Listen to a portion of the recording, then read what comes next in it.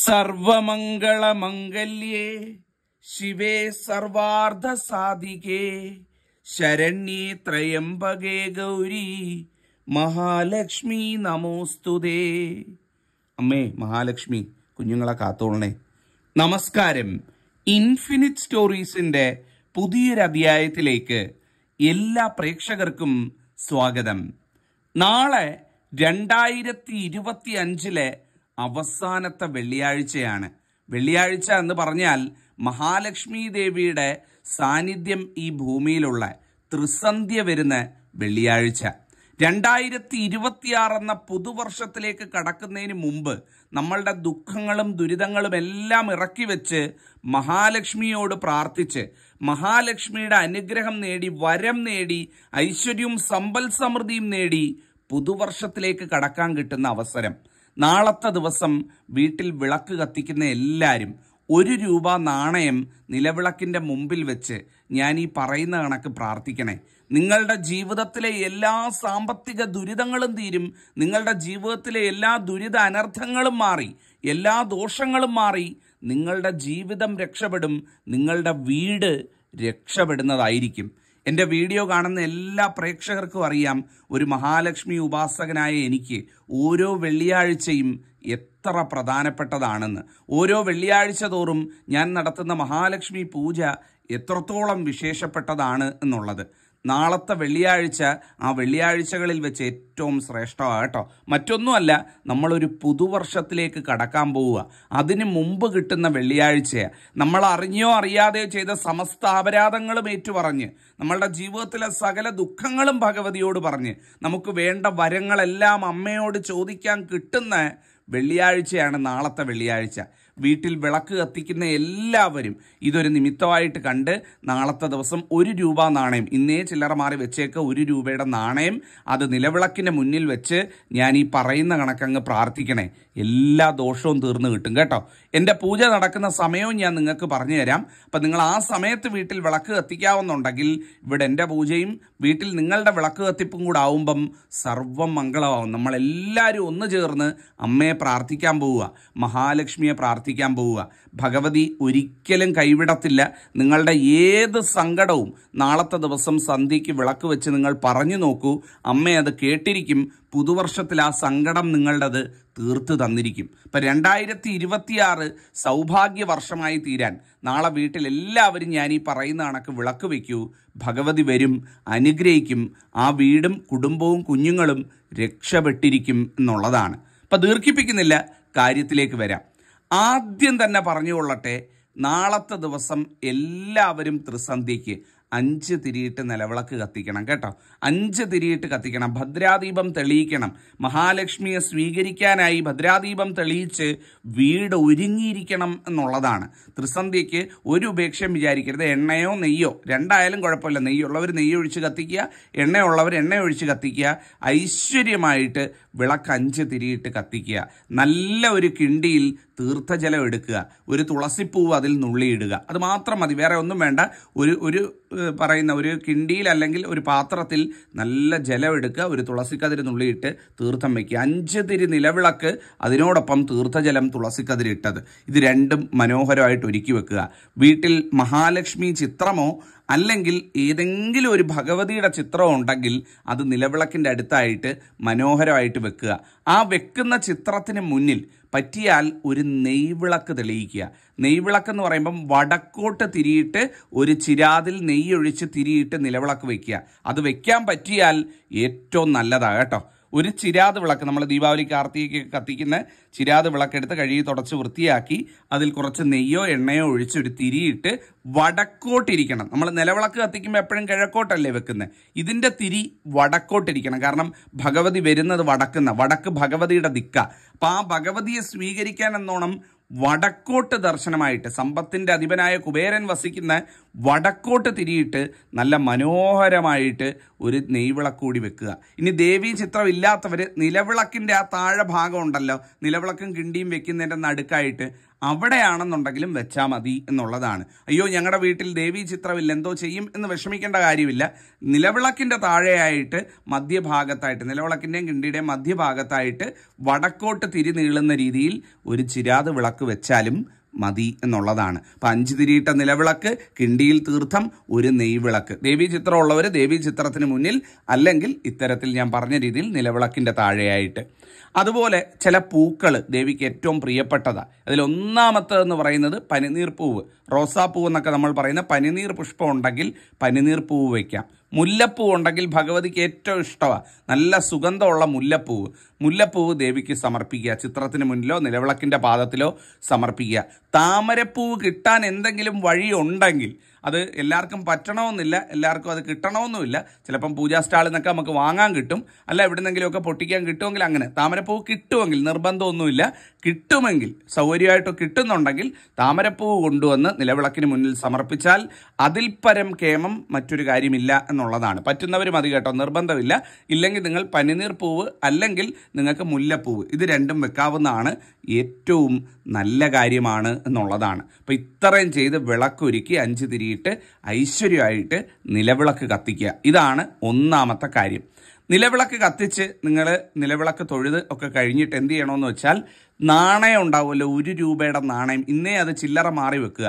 1 രൂപയുടെ 5 രൂപയുടെ ആയാലും മതി കേട്ടോ. 1 രൂപയുടെ നാണയം അല്ലെ 5 രൂപയുടെ നാണയം, അത് 3 എണ്ണം എടുക്കണം. എത്ര എണ്ണം? 3 എണ്ണം എടുക്കണം.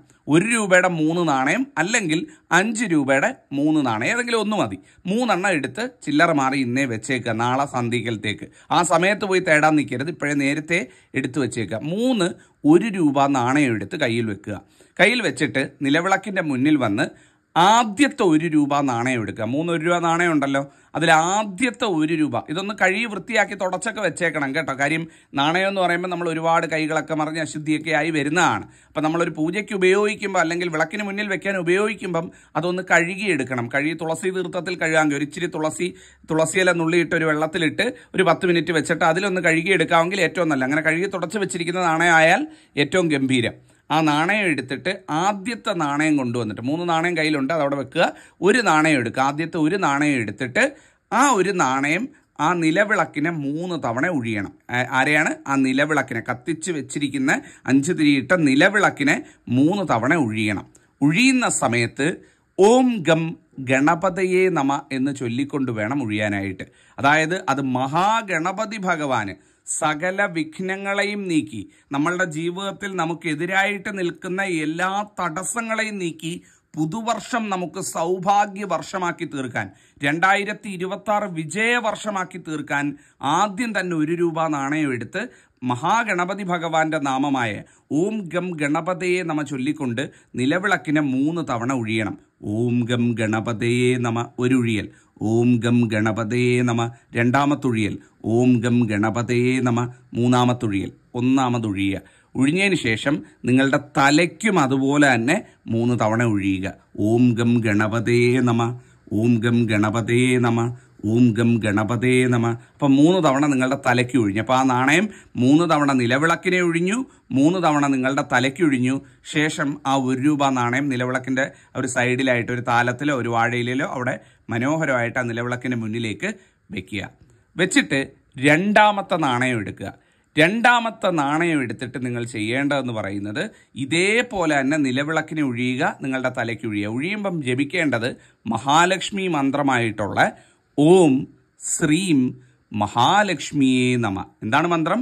ഓം ശ്രീം മഹാലക്ഷ്മിയേ നമ, ഓം ശ്രീം മഹാലക്ഷ്മിയേ നമ, ഓം ശ്രീം മഹാലക്ഷ്മിയേ നമ, ഓം ശ്രീം മഹാലക്ഷ്മിയേ നമ എന്ന് പറഞ്ഞുകൊണ്ട് 3 തവണ 5 തിരിയിട്ട നിലവിളക്കിനെ ഒഴിയുക, 3 തവണ തലയ്ക്കൊഴിയുക. ആ നാണയവും നിലവിളക്കിന് മുന്നിൽ വെച്ചിരിക്കുന്ന താലത്തിലോ അല്ലെങ്കിൽ വാഴയിലയിലോ അവിടെ വെച്ച് സമർപ്പിക്കുക. മൂന്നാമത് നിങ്ങൾ കൊണ്ടുവന്ന 1 രൂപ നാണയം ഉണ്ടാവുമല്ലോ, ആ നാണയം കയ്യിലെടുക്കുക. ആ നാണയം നിങ്ങൾ തലയ്ക്കൊഴിയേണ്ടതെന്ന് പറയുന്നത് ഈ ഭൂമിയുടെ കൺകണ്ട ദൈവങ്ങളായ, ഈ ഭൂമിയുടെ അവകാശികളായ നാഗദൈവങ്ങളെ ഓർത്തുകൊണ്ട് വേണം ഒഴിയേണ്ടത്. ഓം നാഗാധിപതയേ നമ. എങ്ങനെയാണ്? ഓം നാഗാധിപതയേ നമ എന്ന് ചൊല്ലിക്കൊണ്ട് 3 തവണ നിലവിളക്കിനെ 3 തവണ നിങ്ങളുടെ തലയ്ക്ക് ഒഴിയുക. നേരത്തെ പറഞ്ഞ പോലെ തന്നെ 3 വീതം തവണ 3 തവണ നിലവിളക്ക്, 3 തവണ നിങ്ങളുടെ തലയ്ക്ക് ഒഴിയുക. ഓം നാഗാധിപതയേ നമ, ഓം നാഗാധിപതയേ നമ, ഓം നാഗാധിപതയേ നമ എന്നൊഴിഞ്ഞുകൊണ്ട് ആ 1 രൂപ നാണയവും നിലവിളക്കിൻ്റെ മുന്നിൽ സമർപ്പിക്കുക. നിലവിളക്ക് ഏറ്റവും കുറഞ്ഞതൊരു 40 മിനിറ്റെങ്കിലും എരിയാനായിട്ട് സമ്മതിക്കുക. നിലവിളക്കിൻ്റെ മുന്നിൽ നിന്ന് എന്തൊക്കെ സങ്കടങ്ങൾ നിങ്ങൾക്ക് തീർന്നു കിട്ടാനുണ്ട്, പുതുവർഷത്തിലേക്ക് കടക്കുമ്പോൾ എന്തൊക്കെ ദുഃഖങ്ങൾ നിങ്ങൾക്ക് മാറിക്കിട്ടണം, അതെല്ലാം അമ്മയോട് അങ്ങ് പറയുക കേട്ടോ. എന്തൊക്കെ സങ്കടങ്ങളുണ്ടെങ്കിലും അങ്ങ് പറയുക. തന്ന എല്ലാ സൗഭാഗ്യത്തിനും നന്ദി പറയുക. തരാനിരിക്കുന്ന സൗഭാഗ്യങ്ങൾക്ക് നന്ദി പറയുക. എന്തൊക്കെ വരം നിങ്ങൾക്ക് അമ്മയോട് ചോദിക്കാനുണ്ടോ ആ വരങ്ങളൊക്കെ ചോദിക്കുക. 2026 നിങ്ങൾക്ക് എന്തൊക്കെ ആഗ്രഹങ്ങൾ നടന്നു കിട്ടാനുണ്ട്, ഏതൊക്കെ രീതിയിലായിരിക്കണം നിങ്ങളുടെ ജീവിതം പോകാനുള്ളത്. ചിലർക്ക് ആഗ്രഹങ്ങൾ ഉണ്ടാവില്ല, എല്ലാം നന്നായിരിക്കണേ ഭഗവതിന്നേ ഉണ്ടാവുള്ളൂ, ആർക്കും ഒരു ആപത്തും വരുത്തരുതേ. അത് എന്താണോ നിങ്ങൾക്ക് എന്താണോ പറയാനുള്ളത് അത് ഭഗവതിയോട് അമ്മ മുന്നിൽ വന്ന് നിൽക്കുന്നു എന്ന് സങ്കല്പിച്ചുകൊണ്ട് ആ നിലവിളക്കിൻ്റെ മുന്നിൽ ഭഗവതിയോട് അങ്ങ് പറയുക എന്നുള്ളതാണ്. നിങ്ങൾക്ക് അറിയുന്ന ഭാഷയിൽ, നിങ്ങൾക്ക് അറിയുന്ന രീതിയിൽ, വേറെ ഒന്നും അതിനകത്തൊരു ഭാഷയോ സംസ്കൃതമോ ഒന്നും ആവശ്യമില്ല.